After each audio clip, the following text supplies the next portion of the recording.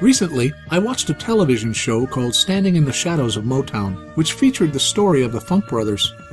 For those who don't know the name, the Funk Brothers were the one musical group who backed every artist and/or group of artists who came out of Motown Records from 1959 to 1972. As pointed out in the program, the Funk Brothers played on more #1 hits than the Beatles, Elvis Presley, the Rolling Stones, and the Beach Boys combined. They were truly responsible for the Motown sound. The Funk Brothers were jazz musicians, experienced jazz musicians who worked regularly with one another, individually and in groups, in the Detroit nightclubs. They were brought together by Berry Gordy to play backup for his singers.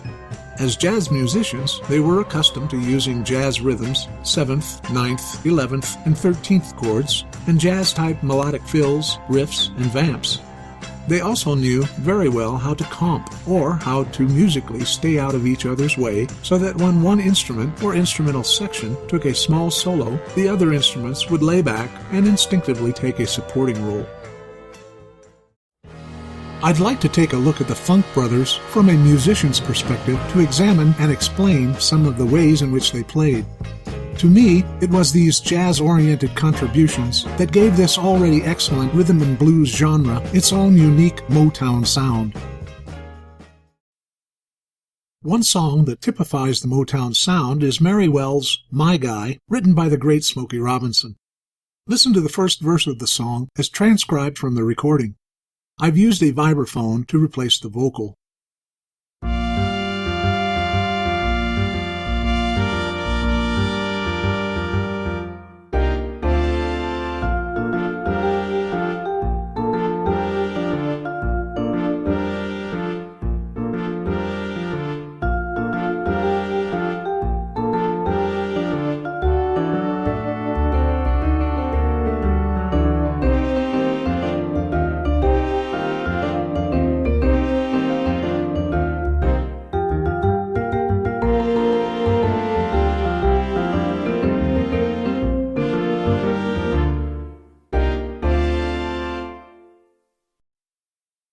Let's start with the fact that in My Guy, Smokey Robinson proves himself to be an excellent songwriter, giving us here a true rhythm and blues piece, but with a couple of unexpected twists.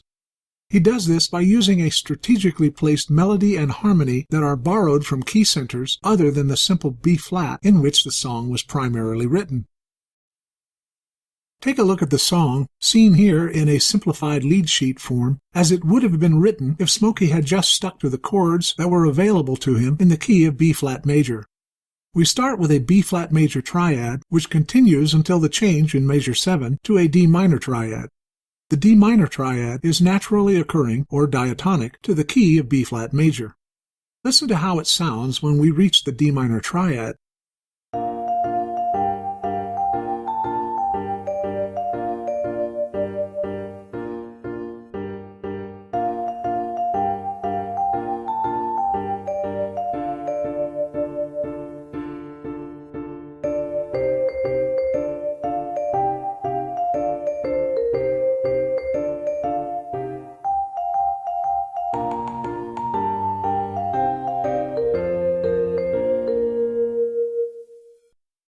But let's see how Smokey actually wrote it. Notice that when the change comes in measure 7, instead of using an F natural, which is diatonic to the key of B-flat major, he uses an F sharp, which has absolutely no relation to B-flat major whatsoever, changing the D minor triad to a D major triad. A little later, in measure 14, we hear that he has, additionally, changed a naturally occurring C minor to a borrowed C major triad. These changes tell us two things. 1. Smokey simply liked the sound of these two chords. He chose them because those were the chords that best communicated the song as he heard it in his mind. And 2, although there are lengthy explanations as to why those chord choices abide by established theoretical principles, suffice it to say that these particular chords, in this particular instance, not only sound good to Smokey, but sound good to all of us, and more importantly, make sense to our ears. Take a listen to these changes.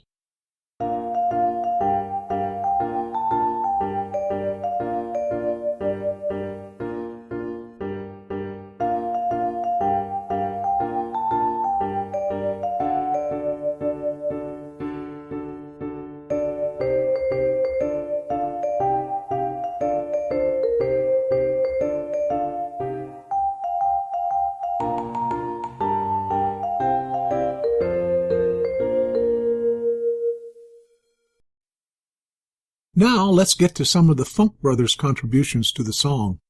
As I said, the members of the Funk Brothers Band were all accomplished jazz musicians. They were very familiar with the sounds and functions of 7th, 9th, 11th, and 13th chords, and used them to enhance the sounds of the more basic triads. In My Guy, the effect of replacing almost every naturally occurring or diatonic rhythm and blues-type triad with a 7th or 11th jazz-oriented chord can best be seen within the song's isolated piano part. This is because the piano part encompasses most of the notes of the 7th and 11th chords, which have otherwise been spread out between the various sections of the band. These 7th and 11th chords tend to fatten up the tonal quality of the basic R&B chords and makes use of them to create and introduce secondary melodic patterns that remain out of the way but that add interest to the supporting background. So, in the following examples, we'll eventually pare everything down to the piano part for examination. The first example of this fattening up of more basic triads comes during the emphatic flourish in the 4th measure, just after the song's introduction by the horns and guitars.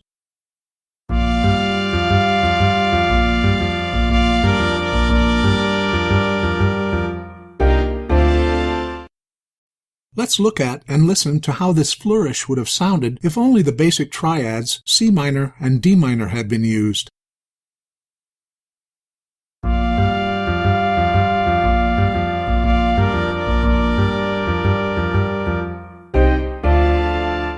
It may be a little difficult to hear the differences when the two versions are played on their own, so we'll listen to the two flourishes in a side-by-side comparison so that the differences can be heard more clearly.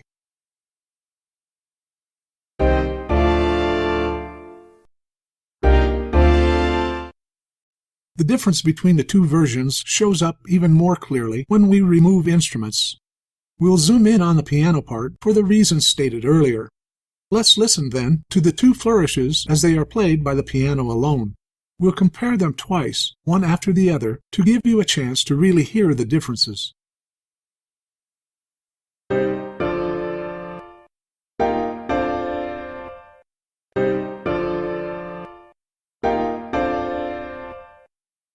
Notice that the so-called jazz flourish is much richer or fatter in texture than the flourish using basic triads. Although this flourish hits the ear quickly and is rather subtle, it has a big impact on giving the song what is called the Motown sound. Moving forward to the next section, listen to the first half of the first part of the first verse.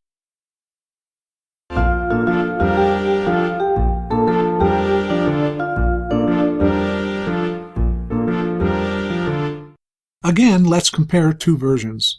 The first version using basic triads,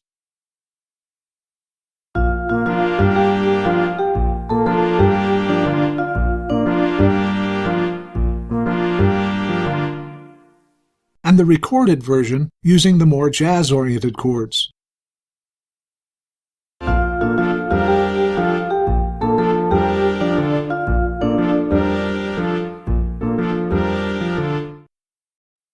Zooming in again on the isolated piano part, listen to the differences in the melodies and harmonies when one abbreviated version is played using only the basic triads B-flat and G minor, and the other abbreviated version is played using the more jazz-oriented B-flat major 7th and G minor 7th.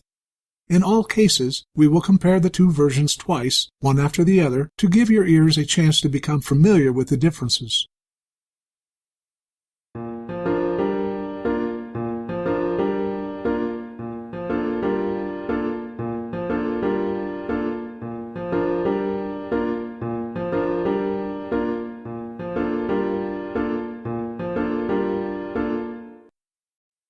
Notice again that the 7th chords give the passage a richer or slightly fatter texture. In addition, notice that the melody in the basic triad version does not move. Use of the 7th chords, however, allow for an up and down neighboring movement that is reflected in the horns as well. In the second half of the passage to which we just listened, we hear the first half partially repeated and then make our unexpected excursion into the D major triad.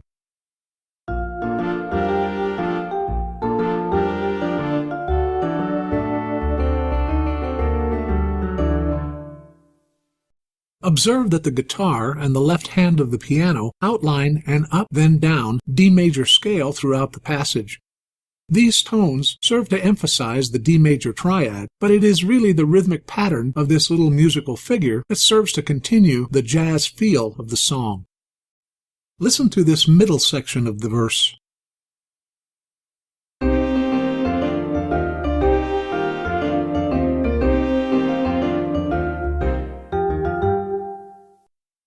In this instance, the differences between the basic triad version and the jazz-oriented version are very subtle and limited to chords played in the left hand of the piano and on the guitar. So let's isolate those two instruments in order to hear these very subtle changes. We'll compare the basic triad and jazz-oriented versions with the left hand of the piano and the guitar emphasized. First, the basic triad version.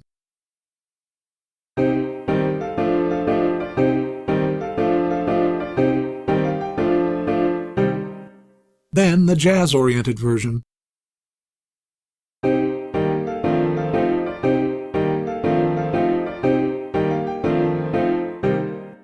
And now, playing each twice, we'll compare the two.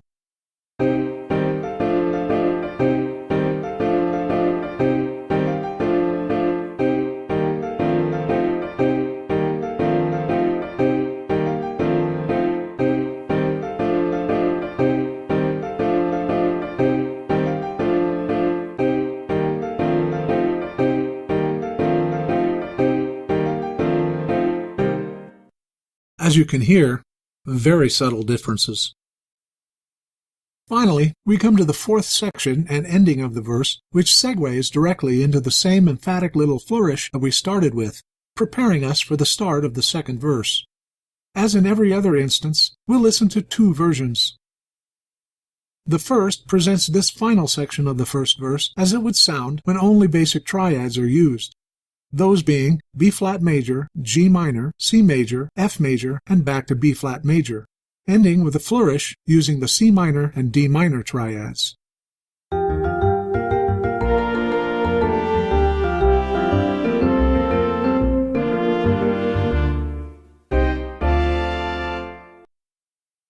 The second presents the section as recorded using the chords B-flat major 7th, G minor 7th, C major 11th, A diminished 7th, F major 7th, B-flat major 7th, all leading to and ending on the B-flat major triad, followed, of course, by the flourish of the C minor 11th and D minor 7th that we heard at the beginning of the verse.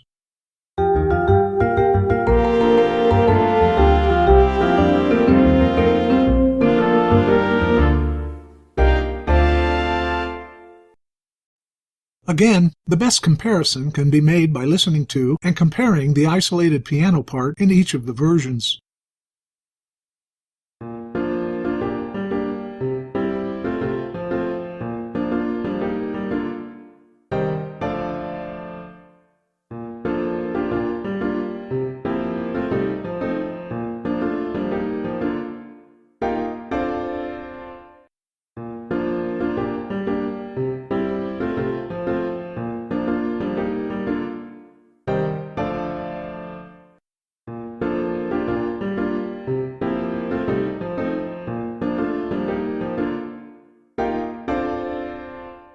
I think it can be said that the jazz version of this final section is richer, more melodic, and has a more distinctive sound than its basic triad version counterpart. So let's end by listening and comparing again to that with which we began. This time, however, with the knowledge of the subtle differences occurring between the two. First, the basic triad version of verse 1 completed.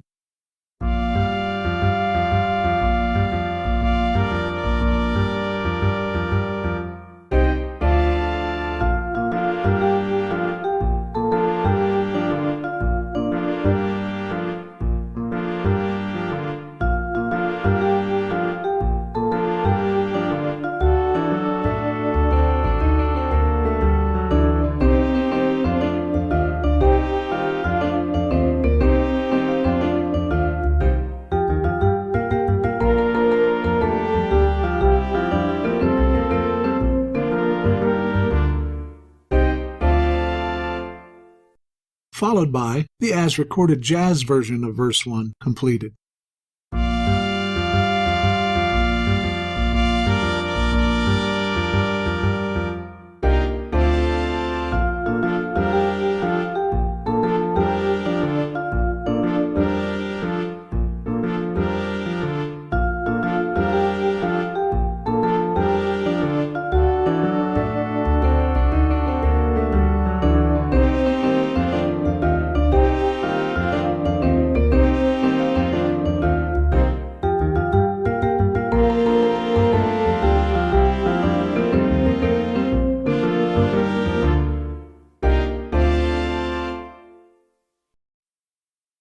Although the differences are subtle, they play a significant role in the creation of a one-of-a-kind sound.